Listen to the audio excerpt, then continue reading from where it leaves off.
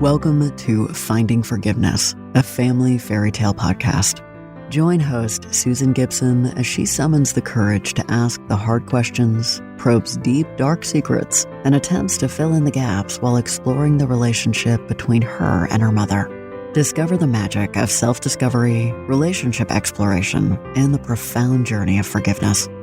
Now, your host, Susan Gibson.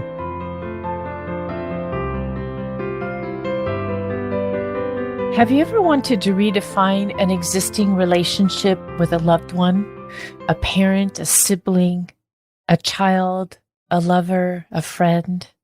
Looking back on the years between 1986 and 2012, this was probably the single most difficult thing I did in those 26 years.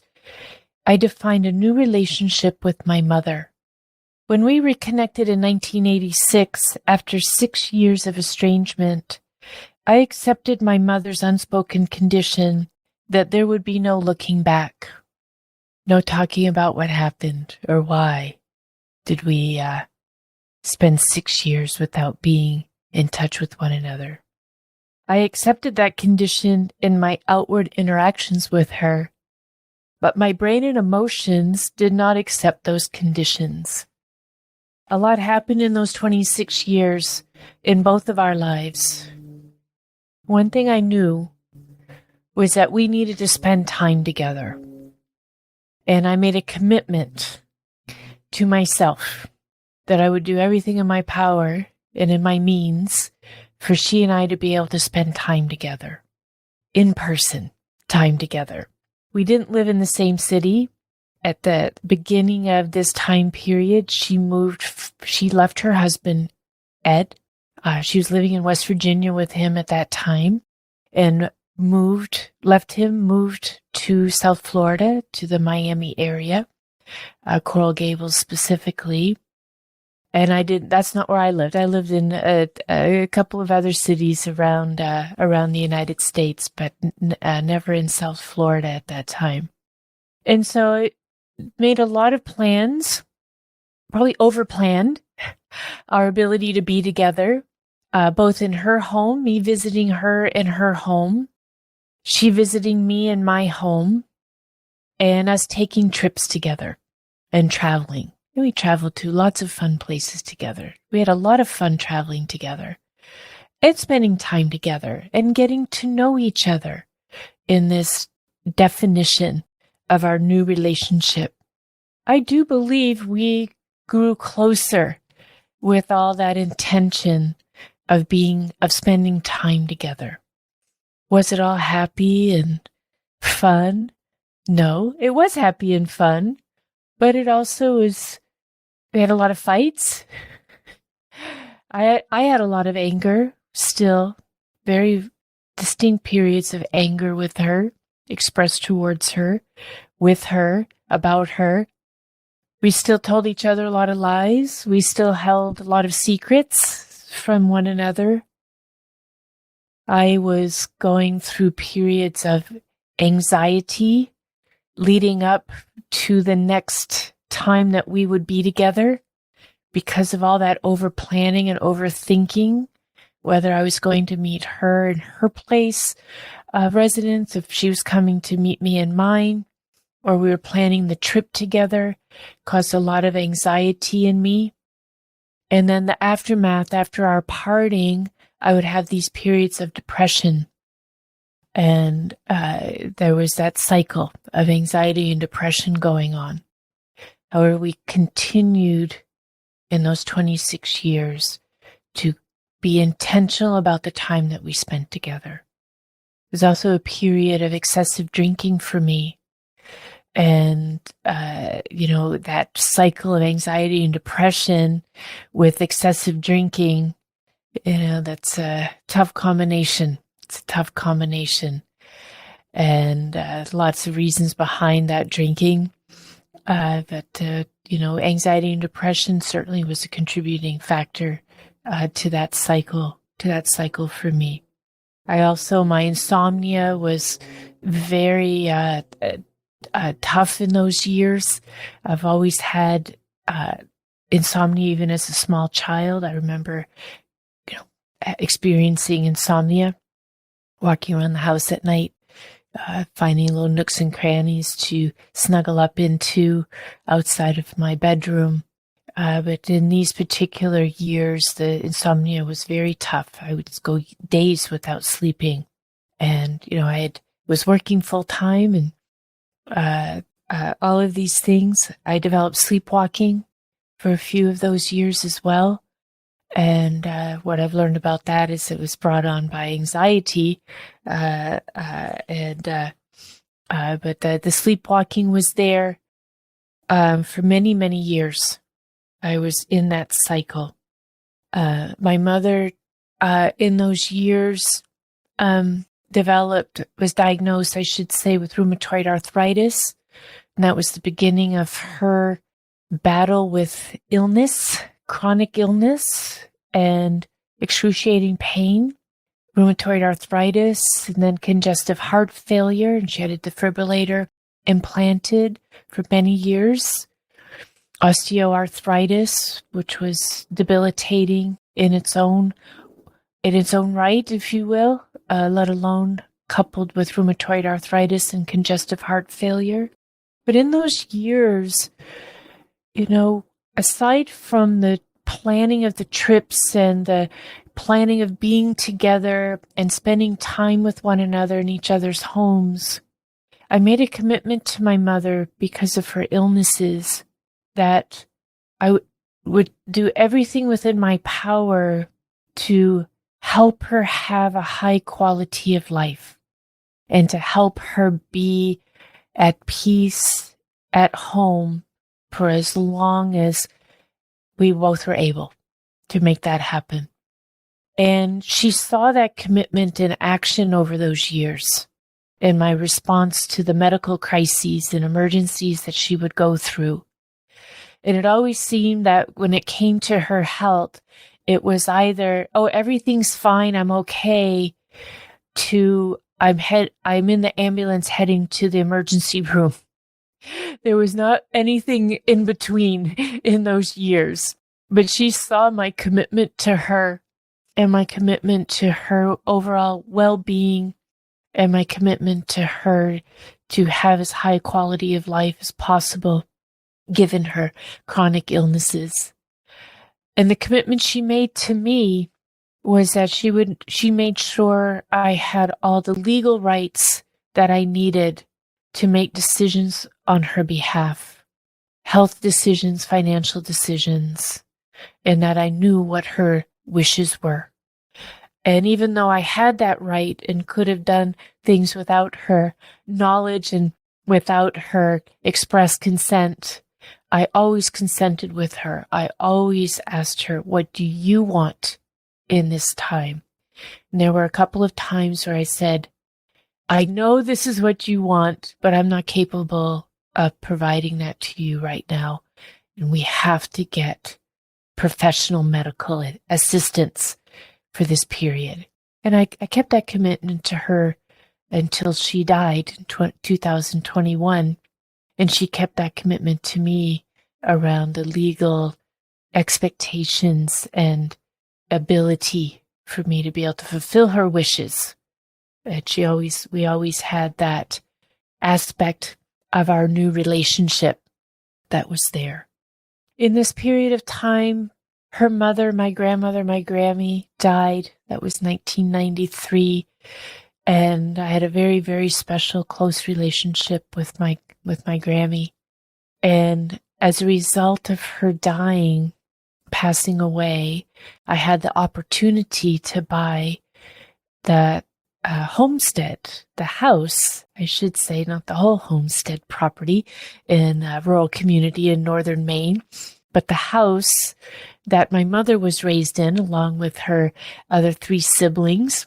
I had the opportunity to buy that house, and I did. And that was a commitment I made to myself, a commitment I made to my ancestors, and a commitment I made to my legacy. And I still own that house. I'm still working bit by bit to renew the life of that house. But in those early days, leading up to the massive renovation and renewal project. After my mother retired from being an accountant, she was able to spend her summers back in her family home in northern Maine. That was an amazing experience for both of us. It was amazing for her to be able to reconnect with her family and friends in that terra firma of northern Maine where she was born and raised. And it was a commitment that we had for each other. She told me one time, she said, I never really have to worry about having a place to live. If something goes wrong in my current home situation, we'll always have Maine. And she was so right about that. That's a property that's been in our family since the late 1800s. And, in my lifetime, I'll always have that. And it is part of my legacy as well. But that's something that brought us closer together as well. And the trips that we had together, because her health was not strong. She was a strong woman, but fragile in health. I would travel with her and her cat Fluffy. At the beginning of the summer, we would travel to northern Maine. I'd get her all settled in there into her family home. She knew it well. Just down the driveway from her youngest brother and his family. And, like those New England settlements of families, you end up with many houses and buildings and things and businesses around you out there in the country with your family. And ours was no different. Ours is no different. And at the end of the summer, I would go and get her, she and her cat Fluffy, and we'd make the trip back to South Florida and the Coral Gables, Florida. And we did that for a few years. And incredibly rewarding, incredibly loving, incredible commitment to each other, to our ancestors, and to our legacy. And those days are fond memories, just deeply embedded into everything every fiber of my being. Amazing. Throughout that time, early on, in those early years, actually 1986, when all this began with us, she left her husband, Ed. They were living together in West Virginia. She left her husband. And that was an amazing act of courage on her part to enter into an unknown world from a known world. And she moved to South Florida. He joined her not long after that. They lived together for some time. Then they lived apart for many, many years until he passed away in the year 2000. It sent a strong signal, and I didn't know that I appreciated it so much at the time, given the experiences we had all shared together. But that act of courage was there. That sense of adventure was there. The leaving behind all of her possessions except what she could carry on board the plane with her was there. And those were lessons that came into my life later on. It's a source of great pride, actually, that I have in her ability to have left the comfort and convenience and the known for the unknown and literally starting over again. And she chose South Florida because she has a very, very dear cousin who lives there by the name of Gary. And they were friends from the moment he was born. The way she describes it, he was born 2 years, 2 months, and 2 days after she was born. And they were fast friends, close friends ever since. And so when she was embarking on her new life in these 26 years, she chose to take that adventure with him. I'm forever grateful as well, because he and I have forged into a very deep, loving, caring relationship with one another as a result of that. So I owe that to her as well. All these things that happened in these 26 years. I also got married in those 26 years. Again, early on in those years, I was 25 when I got married. I was married for 25 years. And I made the decision that I did not want any children. At the age of 25, I made that decision. And my spouse also did not want children. And I know unconsciously I found somebody who did not want to have children. I have to say, fast forward to the age of 61, that's one regret in my life that I have, is that I did not have children. However, at the age of 25, I was filled with anger. I was filled with a lot of hurt, a lot of confusion, a lot of misunderstanding and miscommunication between my mother and me. And I felt that not everybody is meant to be a mother. I still believe that. But in my situation, that hurt was, I turned that towards my mother. And I didn't come out and blame her outright. Say, I blame you for my not having any children. That I didn't go that far. However, at the age of 25, and she'd come to visit me in my home, and I was driving around with her, showing her the area where I worked and where I lived. And I said to her, Mom, I've decided to not have children. And I've been thinking about this a lot. And I feel that if you had had that choice in the late 50s and early 60s, I don't think you would have had children. I said it with anger. I said it with hurt. I wanted to hurt her by saying that to her. And she just absorbed that hurt and anger. And she thought for a moment, and she said, you're probably right. I don't know that that's true. I think that was a response to the hurt and anger. I think over these 26 years of defining our new relationship, we found that, she is a loving mother. I am a loving child. I have a lot of mothering in me, even though I have no children. And that's something that I've reflected on, I've thought about over these years. And I do believe in my heart that she was not a bad mother. She did the best that she could. I told her so before she died. She prepared me the best way that she knew how. And then she never stopped loving me, even through those 6 years of being apart. And we did find our way to a new relationship.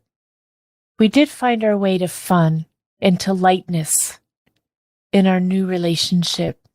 We did find our way to commitment to one another as adults, mother and child, woman to woman, in this new relationship. And when it started, I wasn't looking to define a new relationship. I was looking for the old relationship that we had. And it took us those 26 years to realize that it's not about going back to the old relationship. It really was about defining a new relationship. And she even expressed that in a letter to a nephew who was having a difficult time connecting with his mother, my mother's sister, and said that, over these years, Susan and I did have a relationship with each other over these 26 years. And then the ensuing 9 years, we had a wonderful relationship. And, when I take a look at all of these experiences that my mother and I had together in this definition of a new relationship, all the travels we had, all the adventures we had, all the fights that we had, and the anger, and still the miscommunication that went on, and the misunderstanding, and the love, and the commitment, as I've mentioned. What would I change about those 26 years? One thing that I did in those 26 years, because of my insomnia, my sleepwalking, and this cycle of anxiety and depression I was finding myself in, and it was getting harder and harder to kind of shake it off.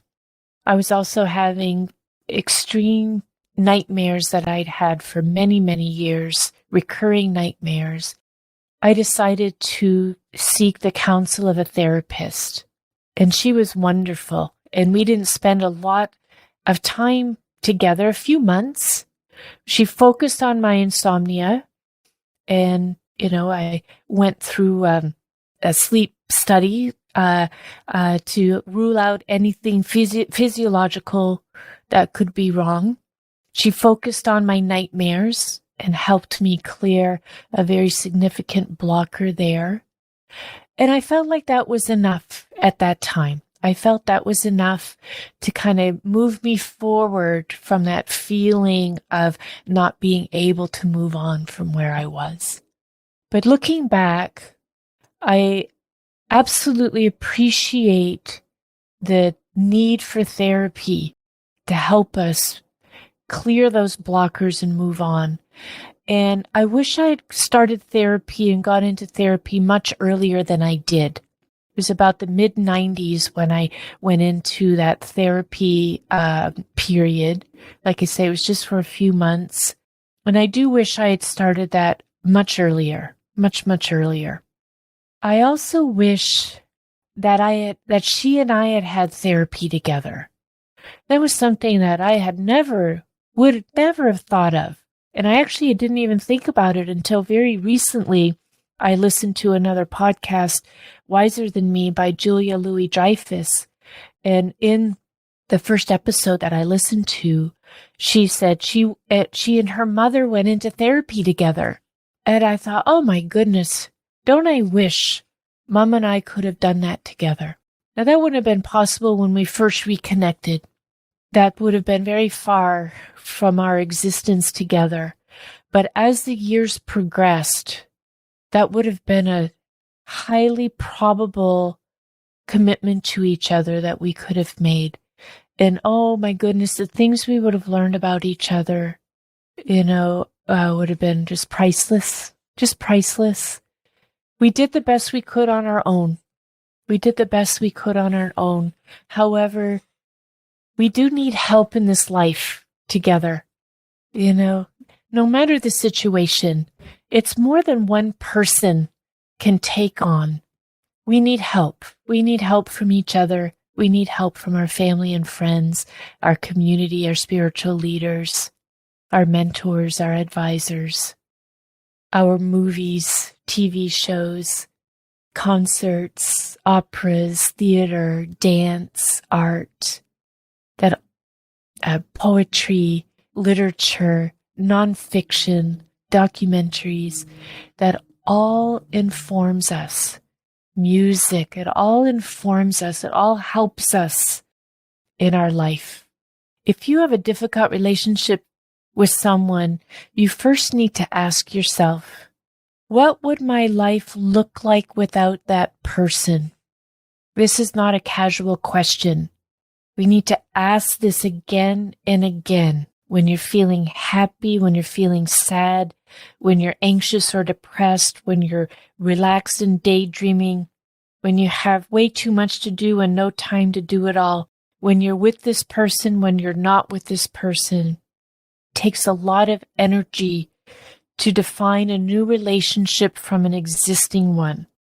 You'll have many failures, you'll have many triumphs, you'll feel sad and angry. You'll also feel happy and oh so satisfied. Your curiosity will be piqued and you'll find yourself in a completely different place in space from where you were before. That's the beauty of defining something new, opening yourself up to new possibilities, opening yourself up to serendipity. And when this something new is relationship that means this much to you, it's mind-blowing where you end up.